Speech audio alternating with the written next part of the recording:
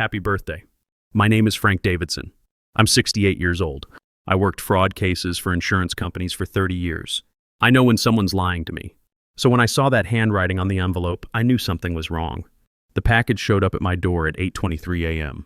My neighbor, Mrs. Patterson, signed for it while I was at the doctor. No return address. No sender name. Just happy birthday written on a white card inside. I hadn't heard from my son Marcus in 3 years. Now he sends me expensive whiskey. I opened the box. Inside was a bottle of Macallan 25-year single malt. I checked the price online, $4.87. That's a lot of money for a guy who makes $45,000 a year at his insurance job. Marcus never had extra cash lying around. Here's the thing, I can't drink alcohol anymore. Heart attack 3 years ago. Doctor said one more drink could kill me. Marcus knew this. He was sitting right there in room 314 at St. Mary's Hospital when Dr. Patterson told me alcohol was off limits forever. So why send me 500 whiskey I can't touch? Made no sense. I decided to give it to my neighbor, Robert Carson. Good guy, always helps me fix things around the house. Lives at 1251 Maple Street, right next door. If anyone deserved good whiskey, it was Robert. If you like stories about family members who try to screw you over and how the truth always comes out, hit that like button and subscribe right now. I post new stories every day and they just keep getting crazier. I walked over to Robert's place around 2:30 p.m. He was working in his garage, fixing something as usual. Guy's 62, retired from the railroad after 38 years. Never asks for help, always offers it. "What's this, Frank?" he asked when I handed him the bottle. "Birthday present from Marcus. Figured you'd get more use out of it." Robert looked surprised. "Marcus sent you this?" Must have cost him a fortune. "Yeah, well, you know I can't drink anymore. Heart condition." Robert examined the label. "This is top-shelf stuff, Frank. Really appreciate it." I left feeling good about it.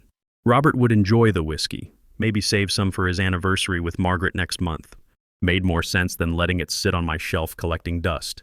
But something bothered me. Marcus calling it quits on our relationship was one thing. Spending $500 on whiskey for a dad who can't drink was another. The math didn't add up. That night I made dinner, pot roast, nothing fancy. Was washing dishes around 8:45 when the phone rang. Almost nobody calls my landline anymore. "Hello, Dad." Marcus. Hadn't heard his voice in 3 years.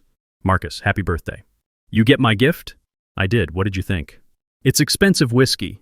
You try it yet?" That question hit me wrong. He knew I couldn't drink. So why ask if I'd tried it? "No, gave it to Robert Carson." "You remember Robert lives next door?" Long silence on the other end. Not a good silence. "You gave it away?" "That's right, man can actually drink it." "Huh, interesting." Then he hung up. No goodbye, nothing. Just click. I stood there holding the phone, thinking about that conversation. Something was off. The way he asked if I'd tried it.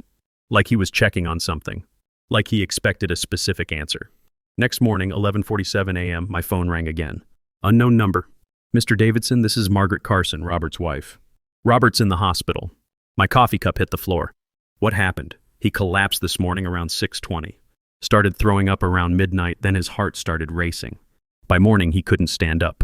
Paramedics said his blood pressure was all over the place. What do the doctors think? They're running tests. But Frank, the only thing different yesterday was that whiskey. We had it with dinner around 7:30. I just took a tiny sip, maybe half an ounce, said it was too strong for me. But Robert, he poured himself a proper glass, about 3 or 4 ounces. Said it was too good to waste. You know how he is with good whiskey. I did know. Robert had always been able to handle his liquor better than most. But he also had that pacemaker from his heart surgery 2 years back. "Margaret, I'm coming to the hospital right now." I drove straight to St. Mary's Hospital. Took me 12 minutes in midday traffic. Found Robert in ICU, room 314, hooked up to machines that beeped and hummed. Heart monitor, oxygen, IV drips. Guy looked terrible, pale as paper, breathing shallow. Margaret was in a chair beside his bed, looked like she hadn't slept. "Frank, thank God you're here," she said, standing up. "Doctors say it's some kind of poisoning. His heart keeps going to regular, then racing, then almost stopping." I looked at Robert. His eyes were closed, but I could see his chest rising and falling with effort. This was a man who'd climbed on my roof 2 summers ago without breaking a sweat. Now he looked like he was fighting for his life. "Robert," I said quietly. His eyes opened. Took him a few seconds to focus on me. "Frank," he whispered. "That whiskey, something wrong with it." "What do you remember?" Tasted fine at first. Really smooth, but about an hour after dinner started feeling sick. Heart started jumping around like a fish in a bucket. Margaret called 911 when I couldn't stand up. Margaret sat back down, still holding Robert's hand. Doctor said if I'd drunk as much as Robert, I might be in the same condition. But with his pacemaker and heart history, the toxins hit him much harder. I felt sick. If I'd drunk that whiskey myself with my heart condition, I'd probably be dead. Has anyone else been asking about what Robert drank? I asked. Margaret looked confused. No, why would they?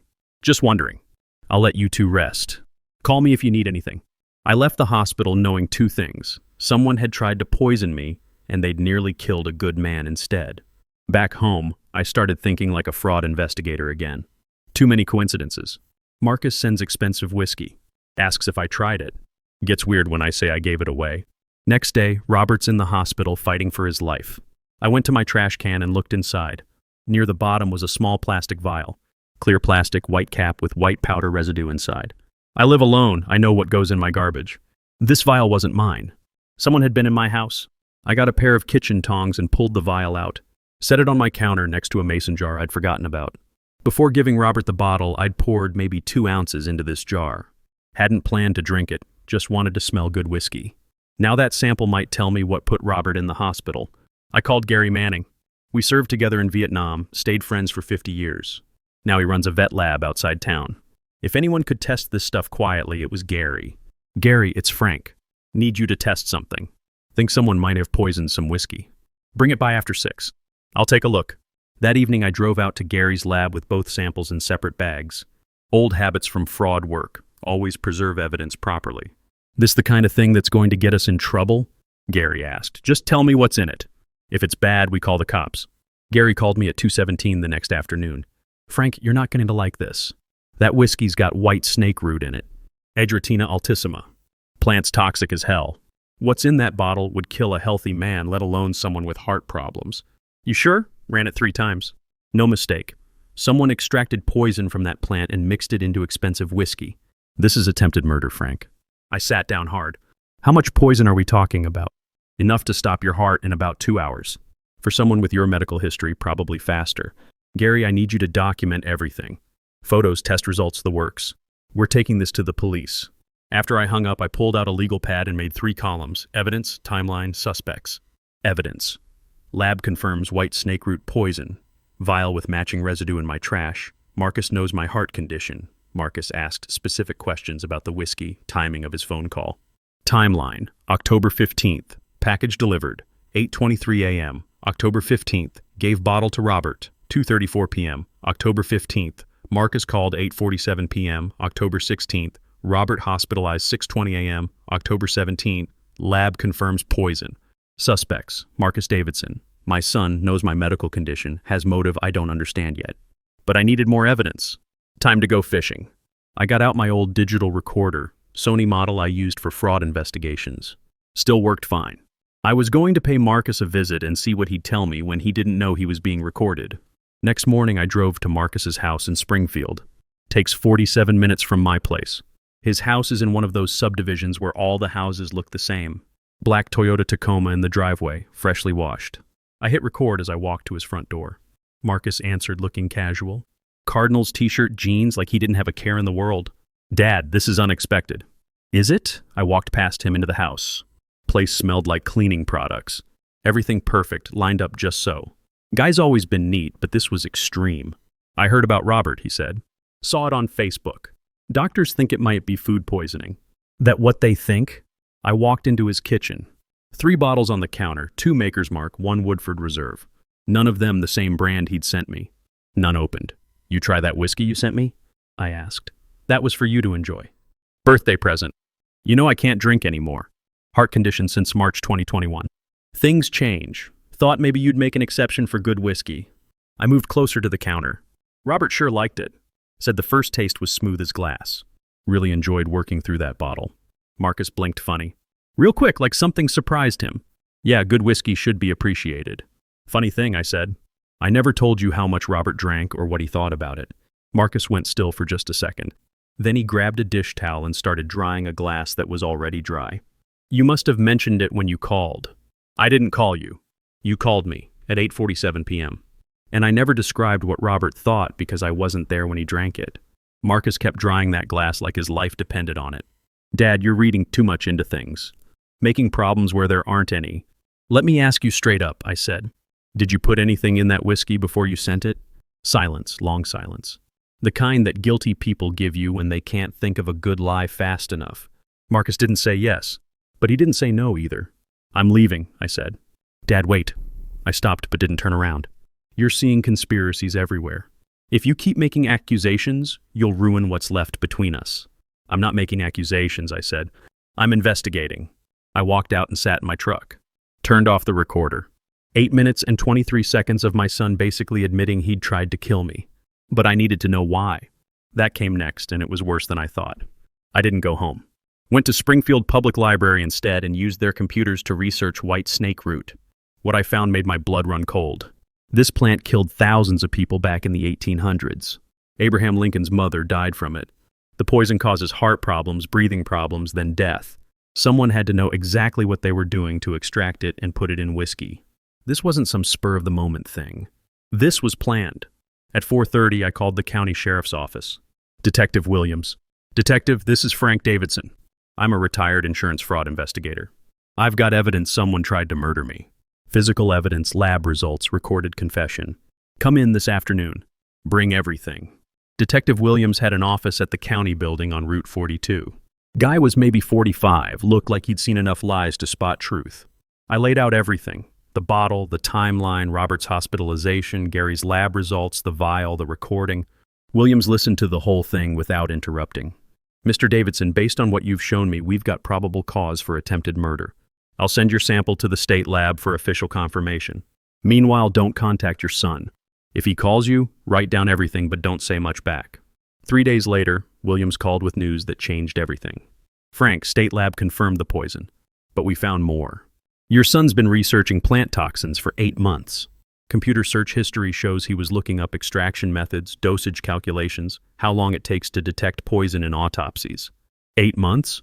We also found text messages between him and someone called Dennis Kowalski.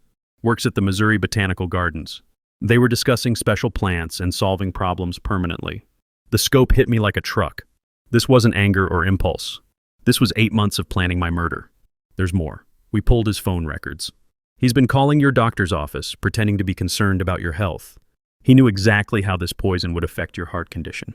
Why? I asked. Why would he want me dead? We looked at his finances. Guy's drowning in debt. Credit cards maxed out at $47,000. Second mortgage on his house for $85,000. Borrowed $62,000 against his 401k.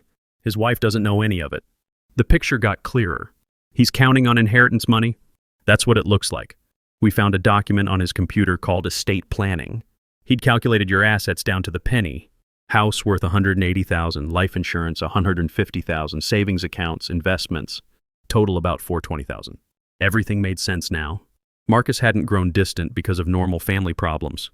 He'd been positioning himself as the son who'd sadly lost touch with his father before a tragic heart attack. No suspicion, no investigation, just sympathy and money. When do you arrest him? This afternoon. They picked up Marcus at 3:17 p.m. at his job at Springfield Mutual Insurance. Arrested him right in front of his boss and co-workers. Charged him with attempted murder, conspiracy, and possession of controlled substances. The investigation kept getting worse. Police found Marcus's notebook with detailed poison recipes, dosage calculations based on my weight and heart condition, and a timeline for when to administer the toxin. They found emails between him and Dennis Kowalski about plant chemistry and natural solutions. Worst was a spreadsheet on his computer showing my assets and his expected inheritance. He'd been planning my death like a business transaction. Dennis Kowalski rolled over immediately. Told police how Marcus had approached him with questions about plant toxins, claimed he was writing a mystery novel, gradually got detailed information about extracting white snake root poison. The trial lasted 3 weeks. I testified for most of an afternoon, played the recording of our kitchen conversation for the jury. Marcus's lawyer tried to make me look like a paranoid old man making up stories, but the evidence was overwhelming. Gary Manning testified about the poison concentration. Detective Williams presented the computer searches, the text messages, the financial motive. Robert Carson testified about drinking the whiskey and nearly dying. Dennis Kowalski's testimony sealed it. He described exactly how Marcus had extracted information about plant poisons, how he'd provided detailed instructions about white snake root preparation. When the jury came back with guilty verdicts on all counts, Marcus looked at me for the first time since his arrest. No regret in his eyes, just anger at getting caught. Judge Patterson gave him 25 years without parole for the first 15. His wife Sarah filed for divorce that week. Their kids, my grandchildren Emma and Tyler, would grow up knowing their father tried to murder their grandfather for money. Dennis Kowalski got fired from the Botanical Gardens and faces federal charges for providing materials used in attempted murder. Robert Carson made a full recovery, but it took 3 weeks in the hospital. I visited him every other day once the investigation allowed it. We never talked about the whiskey directly, but we both knew how close he'd come to dying because of a gift meant for me. He never touched whiskey again after that. Margaret told me he couldn't even stand the smell of alcohol anymore. Can't say I blame him. We still sit on my back porch sometimes, talking about everything except the night he almost died. Some subjects are too heavy for regular conversation. I had new locks installed, upgraded security system, motion lights all around the house. Probably overkill for a town this size, but knowing your own son tried to kill you changes how you think about safety. The house feels different now. Cleaner somehow. I don't visit Marcus in prison. He writes letters sometimes, but I throw them away unopened. Some things can't be forgiven, and trying to murder your father for inheritance money is one of them. People ask if I'm angry, if I hate him. Truth is, I'm mostly tired. Tired of carrying around other people's problems. Tired of trying to understand how someone I raised could plan my death for 8 months. But I'm also grateful. Grateful my investigation skills saved my life. Grateful Robert survived. Grateful the legal system worked the way it's supposed to. Marcus thought he was smart, planning everything out like a business deal. What he didn't count on was that his old man had spent 30 years catching people who lie for money. He picked the wrong target. During my fraud investigation career, I always told new investigators that the most dangerous criminals are the ones who think they know you well enough to fool you. I never thought that lesson would apply to my own family. But here's what I learned. Evidence doesn't lie. Gut instincts save lives, and sometimes the best thing you can do for someone is make sure they face the consequences of their choices. Marcus is 42 years old. He'll be 67 when he gets out of prison if he lives that long. By then, I'll be long gone, and he'll have nothing to inherit except the knowledge that his greed cost him everything that mattered. The boy I raised is gone. Has been for years, probably. In his place was someone who saw me as a bank account with a pulse. Someone whose death was worth $420,000 minus the cost of whitesnake root and postage for a birthday card. I sleep better now knowing he's in a cell instead of out there planning someone else's murder. Justice served, case closed, family business settled the way it should be, with handcuffs and a long prison sentence. Some people say family comes first no matter what. That's bullshit. Truth comes first. Evidence comes first. Justice comes first. Family loyalty ends when someone tries to kill you for your money. Marcus made his choice when he spent 8 months planning my murder. I made mine when I decided to investigate instead of ignore the warning signs. We both got exactly what we deserved. These days I focus on simple things. Morning coffee, evening walks, helping Robert with projects around his house. Living each day like the gift it is because I almost didn't get to keep living at all.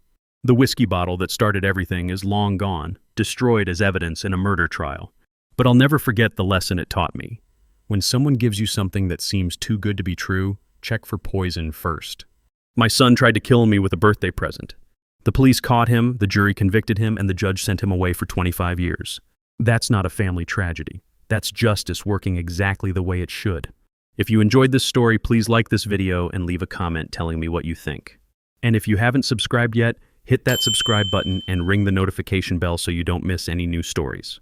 Thanks for watching, and I'll see you in the next one.